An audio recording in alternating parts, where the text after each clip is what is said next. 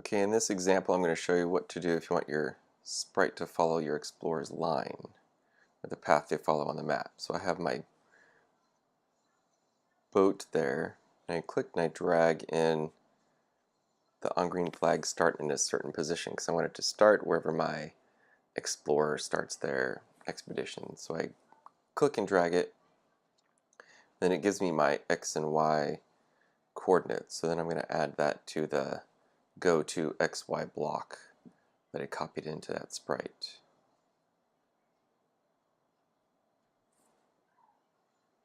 If I want it smaller, I can change the size. Back in the costumes area, make sure we convert it to a vector.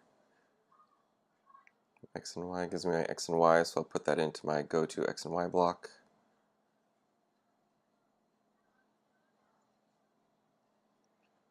So on the start, when it gets to that map screen there, it's going to be.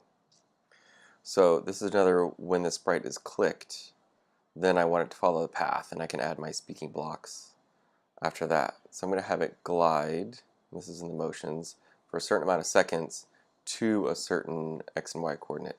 So if I want it to follow the line, and my line kind of curves, if it just goes in a straight shot, it doesn't really show going around some of the continents. So I don't want to do just one straight shot. I'm going to add a couple of glide blocks in. I want it to be at that one. So I'm going to put my sprite there, see where it's at X and Y, and I put that into my, then it just kind of goes straight down.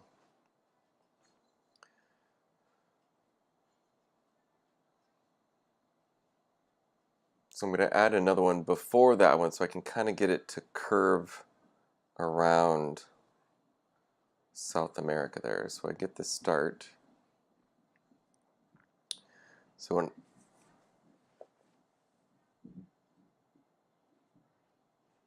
when I click it, I want it to go sort of straight there, but then also I want it to curve around so it looks like it's more following that line. So I have to duplicate that glide block. I have to move my sprite on the stage. It gives me the X and Y coordinates, and I can put those into my glide.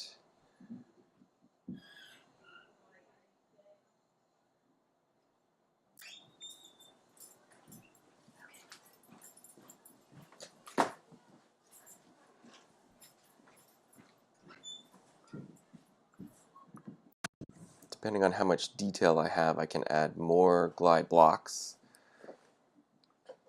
so it looks like it's really following that line the best it can. Let's see how it looks here. Click the sprite, and it kind of looks like it travels.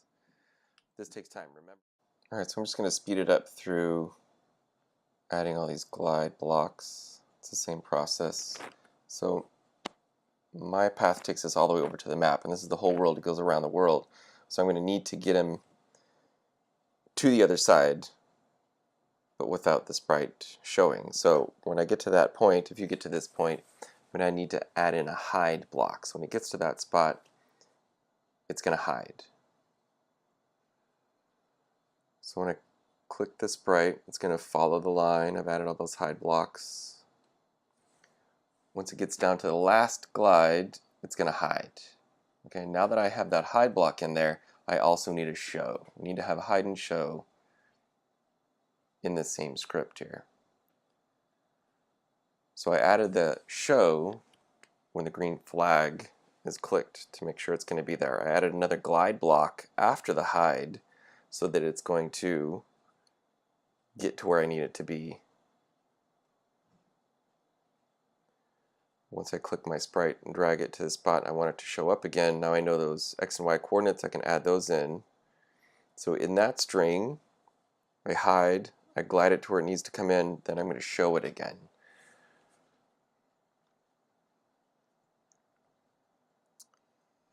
And then I need to go back to the same process of adding glide blocks, as many as I want to follow the contour of that line. I'll speed that process up again till the end.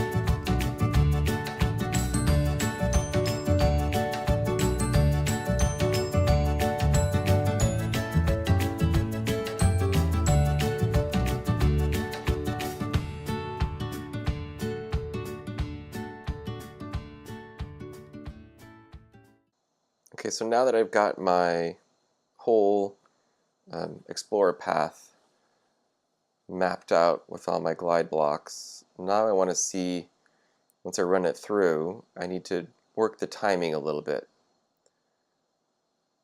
So if there might be some places I need my boat or my graphic to speed up or slow down, so it kind of all looks like it goes at a consistent pace. So I kind of see a spot where I want to get it to slow down or speed up. So I'm going to change the time in seconds. So if I change it to a less amount of time, it's going to glide faster. So let's see how that looks.